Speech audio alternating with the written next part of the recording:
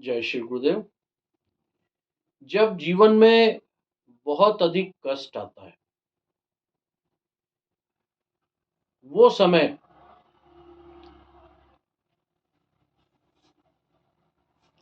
व्यक्ति सोचता है कि सब छोड़ दिया जाए, अब ये कष्ट सहन नहीं होता है। बहुत ही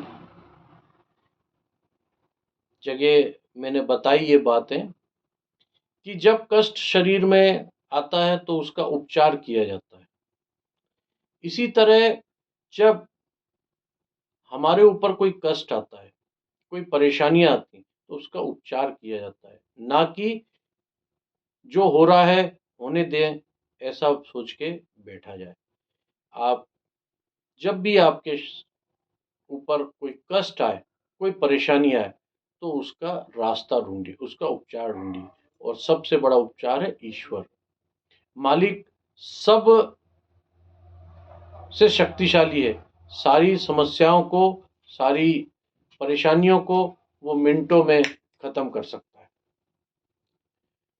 आप जब ज़्यादा समस्याएं, ज़्यादा से ज़्यादा जाप कीजिए, पूजा कीजिए, परोपकार का काम कीजिए। अपने से जो निम्न वर्ग के लोग हैं, जो छोटे लोग हैं, जो और परेशान हैं, उनके साथ देखिए, उनकी बात सुनिए, उनके साथ रहिए। आपको अपनी परेशानी अपने आप कम लगने लगेगी। मंदिर जाइए, गिरजाघर जाइए, मस्जिद जाइए, गुरुद्वारे जाइए, वहाँ सेवा कार्य कीजिए। केवल मंदिर और मस्जिद जाके हाथ जोड़ के, सलाम करके, पूजा करके, 2 फूल चढ़ा के, 1 रुपए चढ़ा के, ये मंदिर जाने का मतलब नहीं है। मंदिर जाएं, वहाँ सेवा कार्य करें। कुछ साफ सफाई का कार्य है, जो वहाँ के व्यवस्थापक हैं उससे बात कीजिए कि यहाँ पे क्या सेवा का कार्य हम कर सकते हैं। हम हफ्ते में 1 घंटा देना चाहते हैं, हम महीने में 1 घंटा देना चाहते हैं, हम रोज 15 मिनट देना चाहते हैं। वहाँ पर कुछ पुस्तकालय निर्मित कीजिए। आजकल पुस्तकों का चलन कम होता जा रहा है। अगर आपको पुरानी पुस्तकें चाहिए हैं तो प्रफुल्लित तीर्थ आपको उपलब्ध करा सकता है। प्रफुल्लित तीर्थ के पुस्तकालय से आप पुस्तकें ले सकते हैं।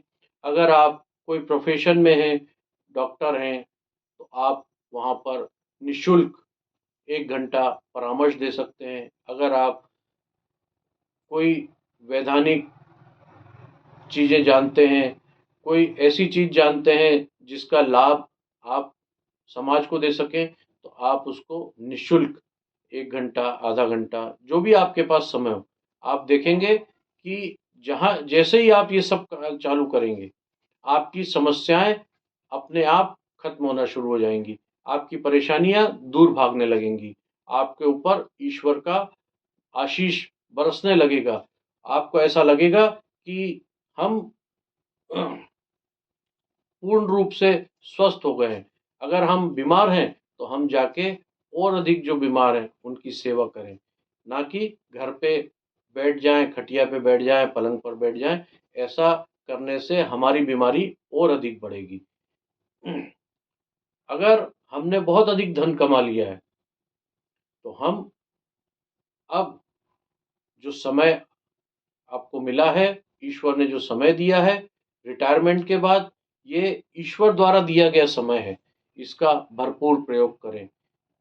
धन बैंकों में, अलमारियों में रखा रह जाएगा। हम जाते समय बहुत सारी चीज़ें छोड़ के चले जाते हैं, बहुत सारा धन छोड़ के चले जाते हैं। जिस धन को हमने कमाने के लिए अपना सर्वस्व निछावर कर दिया, सारा समय निछावर कर दिया, सारी खुशी निछावर कर दी, सारा समय लगा दिया, वो धन अलमारियों में रखा रह जाता है। बाद में उस धन का क्या होगा आपको नहीं पता चलेगा। आप अपने जीते जी उस धन का कुछ अंश समाज सेवा में, समाज के कार्य में, जिस समाज से आपने धन लिया है उस समाज के उद्धार के लिए, उस समाज के बेहतरी के लिए ये धन अवश्य लगाएं। आप कोई भी संस्था से जुड़े हुए हो, उस संस्था में कोई अच्छे कार्य होते हों तो उसमें लगाएं। आप गरीबों की सेवा कर सकते हैं। इस पे आप बिल्कुल विचार करें। आपकी परेशानियां, आपके जन्मों जन्मों की परेशानियां धीरे धीरे करके खत्म हो जाएगी। ओम आनंदम, ओम आरोग्यम, प्रफुल्लित तीर्थ से पंडित मनीष शुक्ला। आप सभी का कल्याण हो।